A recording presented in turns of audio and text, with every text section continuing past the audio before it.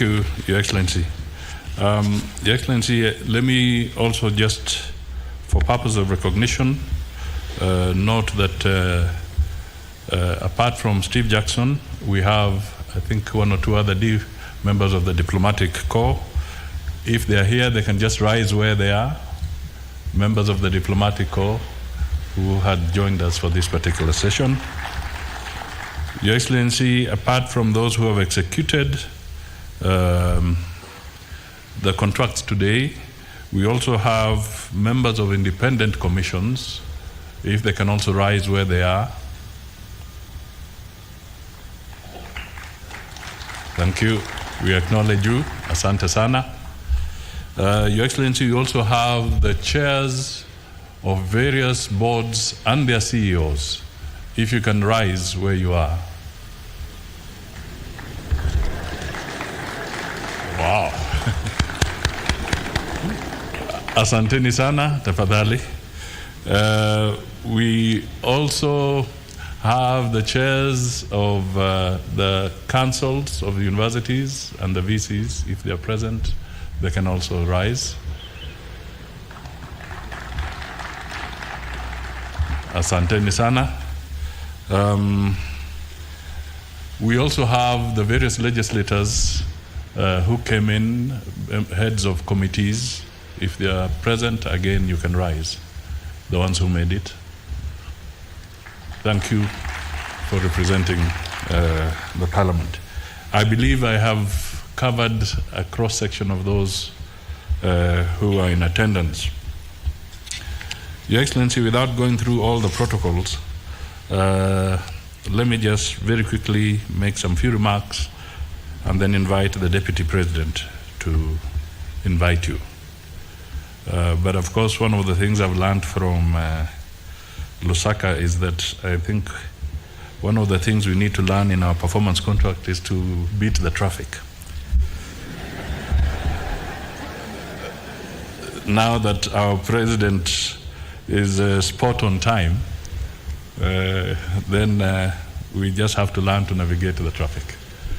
Your Excellency, it is my singular pleasure to thank you for accepting to preside over this auspicious occasion for the signing of the ministerial performance contracts for the financial year 2023-2024.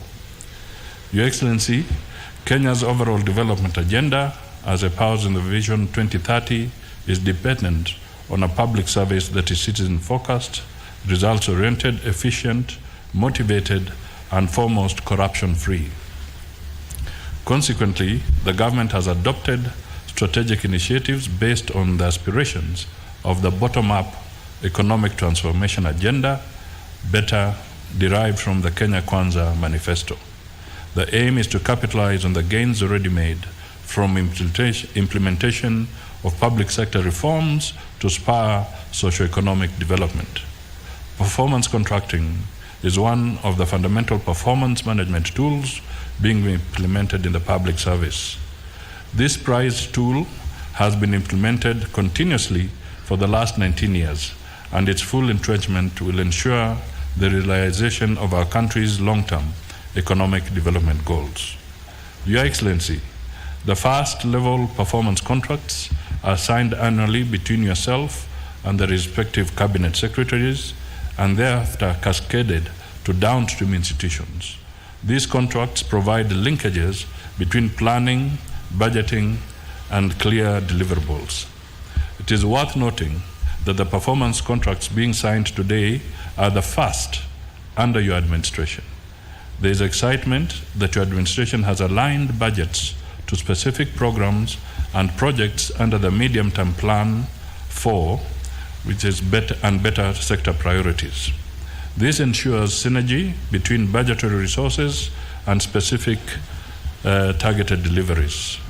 The introduction of performance contracts in the public service gives credence to the urge, which has been referred to, what gets measured gets done.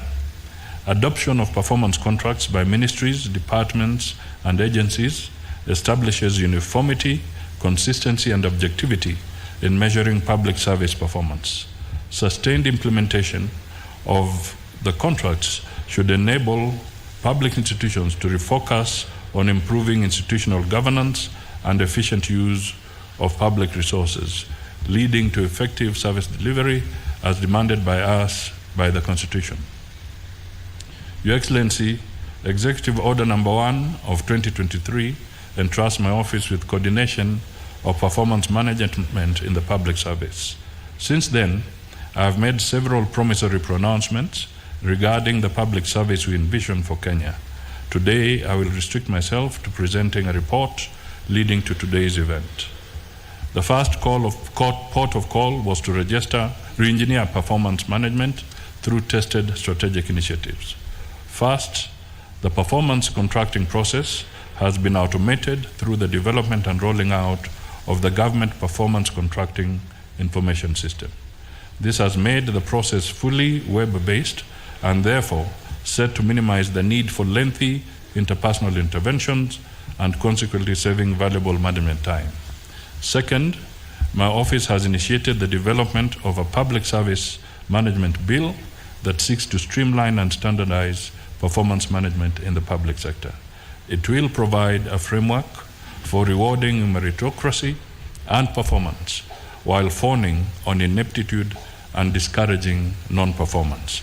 I must add that this is the first time public service management will be anchored in law. The optimal deployment of the human resource in the public service will gain immensely from this bill, as it intends to give legal backing to officers who toil without reward or promotion.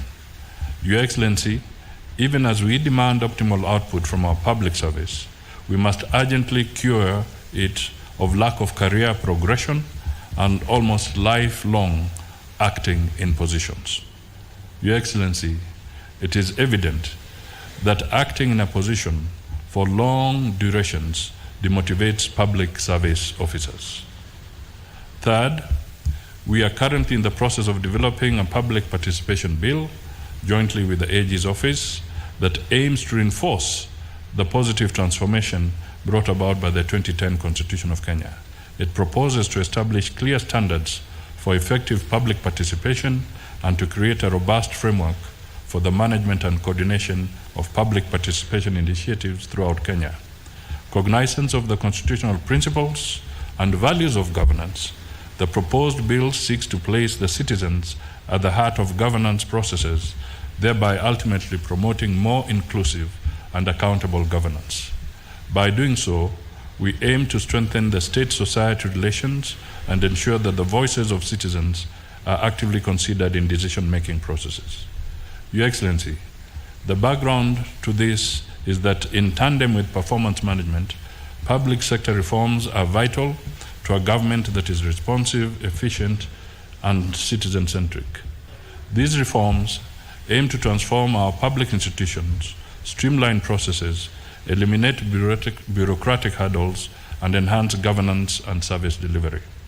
It is clear in my mind that by undertaking these reforms, we are creating an enabling environment that fosters economic growth, attracts investments, and improves the quality of life for all Kenyans. However, to effectively implement performance management, productivity mainstreaming, and public sector reforms, we must adopt a multifaceted approach, embracing a culture of continuous learning, professionalism, and perfection will enhance effectiveness and efficiency in MDAs. For this reason, we will ensure regular monitoring, evaluation, and reporting of progress. This will enable us to identify areas in need of improvement and take corrective actions. Furthermore, transformation of performance management will create efficiency through investment in state-of-the-art technologies, providing training and capacity building opportunities. It will augment a culture of collaboration and knowledge sharing and shear off the existing silo mentality. By harnessing the power of digital transformation, we can automate processes, reduce redundancies, and maximize productivity. This brings me to the issue of corruption. Your Excellency, the public is tired of our persistent appeals, pleas, demonstrations, and threats against corruption. It is time to act and act decisively to end this scourge, especially the temptations in the public service. As the executive, we are ready to do our bit. The Auditor General, the control of budget, churn out disturbing revelations about blatant theft of public resources. These reports are invariably confirmed by Parliament. The question is, where is the missing link in bringing culprits to account? Your Excellency, we must require all agencies in the criminal justice system to save us the agony. They must do Kenyans justice, and this is not weaponizing state agencies against anyone. All we are asking them to do is work without doubt, fear, or favor. Your Excellency, your firm hand here is most critical. My office coordinated a stakeholders forum to review the performance contracting guidelines. There was unanimous consensus that we refocus MDA's performance contracts to deliver more on their core mandates. As a consequence, MDAs are now required to include in their performance contracts the following indicators that are core to the government's transformative agenda: digitalization of government services to accelerate the adoption of ICT in service delivery; 2, productivity mainstreaming to entrench a culture of performance and productivity to enable MDAs measure the efficiency and effectiveness of resource utilization to realize maximum output with fewer inputs; and 3, implementation of the presidential directive on National Tree Growing Restoration Campaign to accelerate the growth of 15 billion trees for restoration of 10.6 million hectares by 2032. D, this is also expected to increase Kenya's forest and tree cover from the current 12% to 30% by 2022. Your Excellency, today's ceremony marks a key milestone for our administration. The implementation of the performance contracts will ensure that the commitments that you made to our people are realized. May it also interest you to note that the performance contracts that we have signed with you have been deliberately designed to incorporate the priority programs and projects contained in the 4th Medium-Term Plan, MTP4, 2023-2027, and the National Development Priorities in the 5 better sectors to be implemented by MDAs during this financial year. The remaining performance contracts will be finalized, signed, and cascaded to other levels to facilitate timely implementation of commitments captured in the contracts for this financial year. May I thank all the cabinet secretaries, principal secretaries, chairpersons, and executive officers of state corporations and development partners for supporting the entrenchment of performance management in the public service. I assure you that I have not taken your support for granted, and it will not be in vain.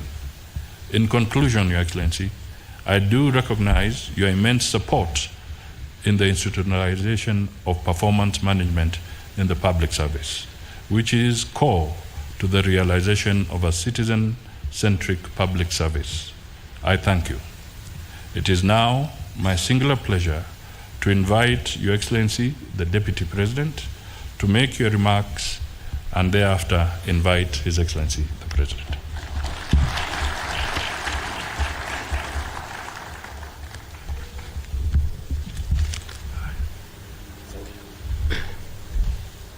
Your Excellency, the President of the Republic of